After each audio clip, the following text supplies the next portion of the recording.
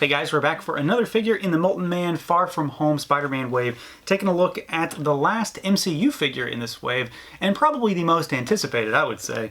We're taking a look at Mysterio today. So this guy comes in our standard Marvel Legends packaging. You can see him there in the window. We've got the Spider-Man logo down there. We've got some artwork of this MCU Mysterio on the side that wraps around to the back with a larger shot, and then we've got a bio as well as our lineup for the wave and that Build-A-Figure. So let's do it. Let's pull this guy out and take a look. And here he is out of the package, our movie Mysterio figure. And right off the bat, I gotta say, this is the MCU figure from this wave, and for a long time now that I've actually been really interested in, because I think this looks like an awesome design. And yeah, I just think it looks cool. I'm a big fan of Mysterio in general, and I love his classic comic look, but I think this is a pretty cool interpretation of that design. It's obviously got some of the same kind of hallmarks of that design, with the eyes on the cape and the kind of boxy gauntlets, and of course the fishbowl. But there is a lot of stuff that's really different, but right off the bat, you know, yeah, that's Mysterio, there's no doubt about it. So they didn't go too crazy with it, but he still has a look all his own, which I think is pretty nice. So let's jump into it, see what he can do, take a look at articulation, of course. So you've got a ball hinge at the head, and of course he has the giant fishbowl, so it does kind of get in the way, especially with the you know, the cape here, but you can move him back and forth pretty well. It's just kind of hindering a little bit. And then you've got rotation.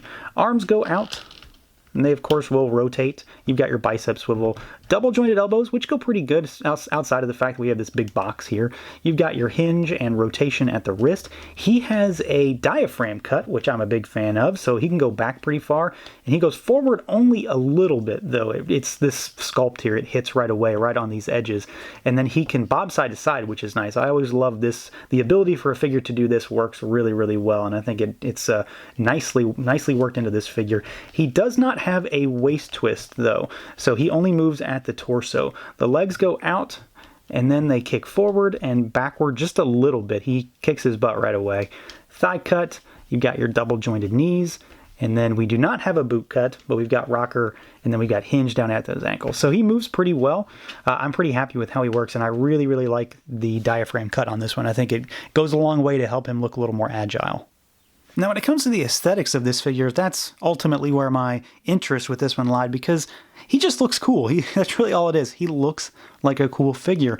And being an MCU figure, you know there is a lot of unique stuff going on here. And he does have a few little things, like I mentioned, that kind of are reminiscent of the classic comic look, but he is clearly a design that's very much all his own. And I think it looks really good, from the body armor, which has a ton of sculpt on it, a lot of detail all over it, a lot of nice metallic paint too. So you've got a little bit of maroon over here. It's kind of a purpley maroon. You've got some kind of emerald green in there with all of the gold, and there's a couple tones of gold. There is a lot of different color variations going on with this figure, which I think is really nice.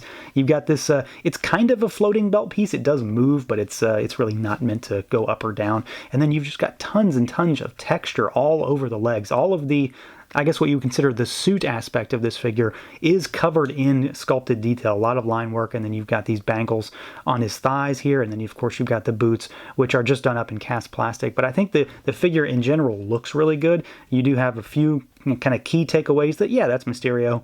Of course, there's the big one, but he does very much look like his own thing, even though he does have kind of stuff like this, you know, like the boxy gauntlets, which are very reminiscent of the older figure.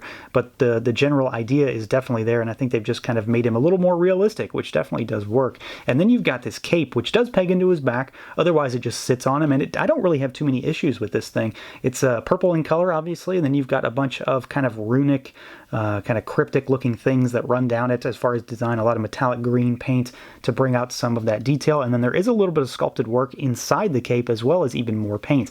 And there's that peg. It's a kind of a diamond shape that pegs into his upper back there. And then of course you've got this head sculpt, which, I mean, it's a head obviously, but we don't really know what's underneath it just yet, I suppose, or I don't anyway.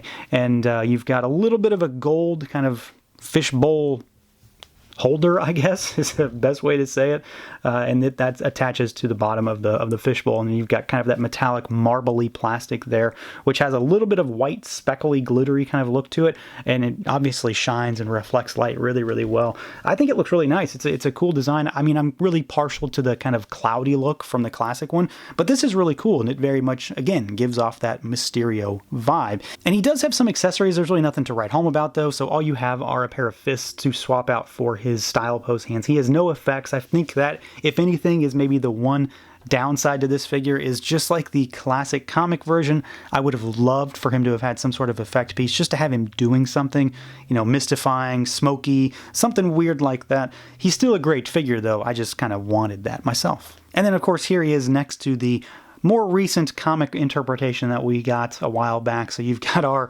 new MCU and then our classic one. So you can see the interpretation is obviously very realistic, but you do have a few key takeaways. So the boxy gauntlets, the fishbowl, the eyes on the clasps at the top of the cloak there, and just the general color scheme is very obviously Mysterio. They're very, very different, so there's not much to compare, but I think they do look really cool side by side. So overall, this is a solid figure, and that's coming from someone who routinely doesn't buy MCU figures. Of course, I've made some exceptions lately, but I think this is definitely one of my favorite MCU figures in a very long time. I think it's a great interpretation of a classic suit from a character that I really like. Articulation is great, paint is fantastic, the sculpt work is just through the roof on this figure. Everything is covered in detail, and I think this is probably the one MCU figure to really get. If you don't necessarily need the other MCU figures, the two Spider-Man figures, then this is the one to go for, because it's just an awesome looking figure, and even if you don't care for MCU stuff, it's just a fun toy. So there's a lot to enjoy with this one. So that's going to do it for this look at the Marvel Legends MCU Mysterio. Let me know what you guys think. Feel free to like, comment, subscribe, and share, that whole deal, and until next time.